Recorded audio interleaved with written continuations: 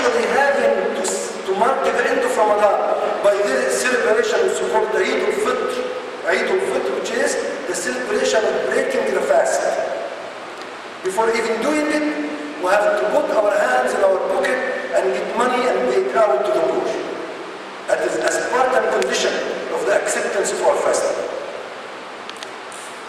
This connection tells us right away that it isn't about depriving ourselves from food or from desires and children, but it has much more deeper teachings, because we relate to this as a season of worship, a season to charge our battery, a season that elevates our spiritual feelings, a season that we connect with others as we come to the mosques and we see the friends.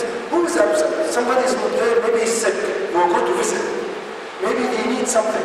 This connection by itself brings together a completely different emotion. At the end of the night, we make a special supplication to God Almighty to help us all, to protect us all, to take away all the illness and the problems that mankind face, to bring peace with justice on earth. All these requests that we make every night in Ramadan, all together in congregation, that brings this unity, the fact that we feel all as one under the one God.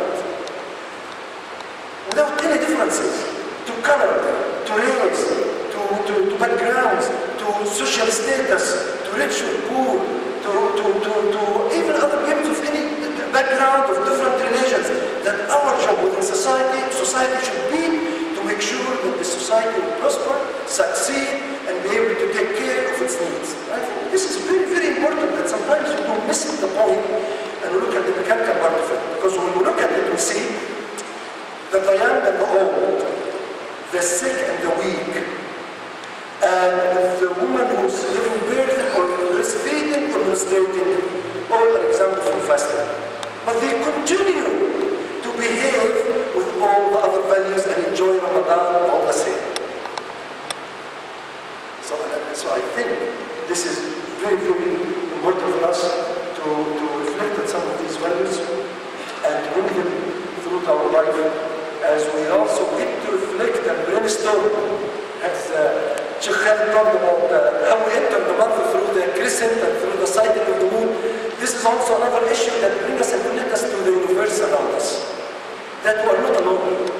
That we have to still watch the sun for the time of prayer. Not that our prayer has anything to do with the sun, but the feeling of this universe, the feeling of earth, the feeling of the moon and the orbits, and this creation of Almighty God, as we reflect on it. And we know that He is bigger than all of that. And that our problems, whatever it is much smaller in front of Him. When we call on Him, we expect that it will be answered. And when we call on Him, we expect that it will bring peace within our society. And when we call on Him, we expect that we have this total understanding. And when we talk together, we put those bridges with one another, and we take the chance that this Ramadan is so beautiful to bring you here into this mosque and to make us to talk together about some of these issues, ask questions openly, relate to them, because there are so much of misunderstanding out there and misconceptions about Islam. And when we talk together and when we come here, then we'll break those barriers. We'll take those barriers down and we'll be able to connect with one another. And I think this is a key issue as part of the benefits of Ramadan. But I was talking with Sheikh Khalid the other day, and he said, you know, there's so much we don't talk about when we talk about the benefits of Ramadan, which is the health benefits, for example. And some of these related issues. So I Googled some of the benefits of fasting and the miracles of fasting.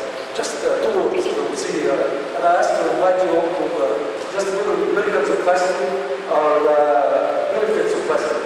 And I was so surprised, millions of links that came out in front of me. Just looking at the first few pages, I was so surprised to find so much research has been done about fasting by Muslims and non-Muslims alike, who looked into the issues as professionals and experts and talked about some of the miracles of fasting.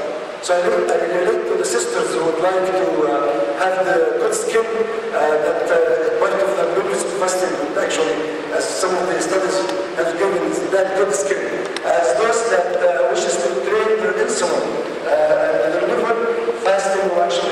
the insulin production and the liver doing out to balance the body sugar. When we talk about the toxins within our body, the fact that we relate our system for a certain period of time, and actually talking about 12 to 17 hours to deprive oneself from food and water, it actually brings out from the body some of the toxins that you get the liver not to work to digest food all the time, but it works to cleanse this body out of it. There's so much of it, I can talk about it, even increasing the white blood cells, which would actually fight infections.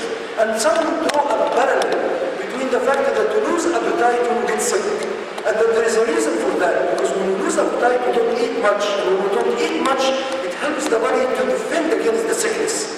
Instead of getting busy, taking more toxins, and taking more foods in, and getting busy to digest it. So it was so interesting to really relate to fasting.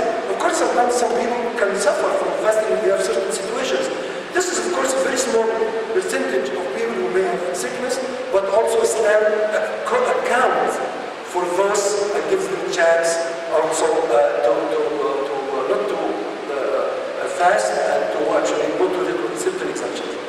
So I think when we look at it, it's quite an interesting subject that you can talk about later, inshallah, and if you have any question, I would be very happy, and Sheikh Khan is here with us to respond to some of these questions, and I also know it's very hard, and having to be a nice hot day and lots of agreement, but this is part of the exercise, because when we look at fasting, it teaches not only it strengthens our willpower, it teaches us discipline, and it teaches us self-constraints, but also teaches perseverance, patience, how to put up with difficulties, how to put up with problems, how many different situations that we face in our life, we should be better.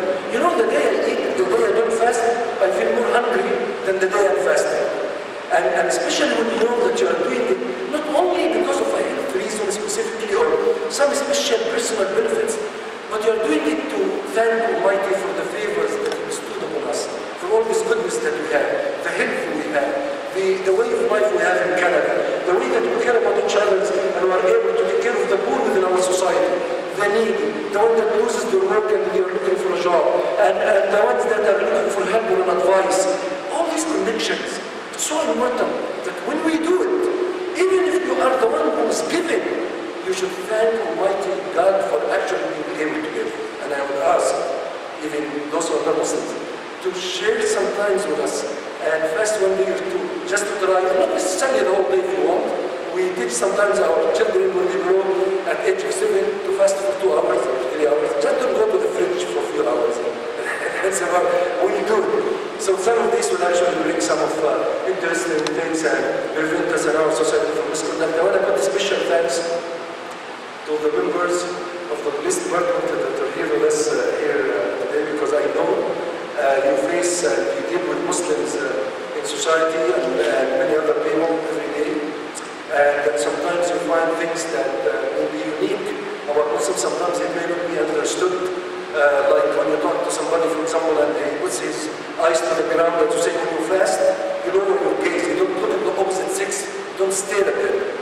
So some people translate this as sometimes not to look at all, or to just glance, or sometimes look but not to stare. So there is variation to that. So when you meet Muslims and you find that you lower their gaze, for example, they are not hiding anything sinister. They are not guilty. They are just blind to the religion and being modest. And they don't want to stare at the opposite sex.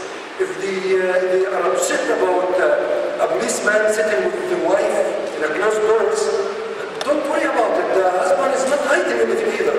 And he's not getting angered. But if a sister or if a lady would actually talk with the woman, would be much better. If the door is open, it would be fine.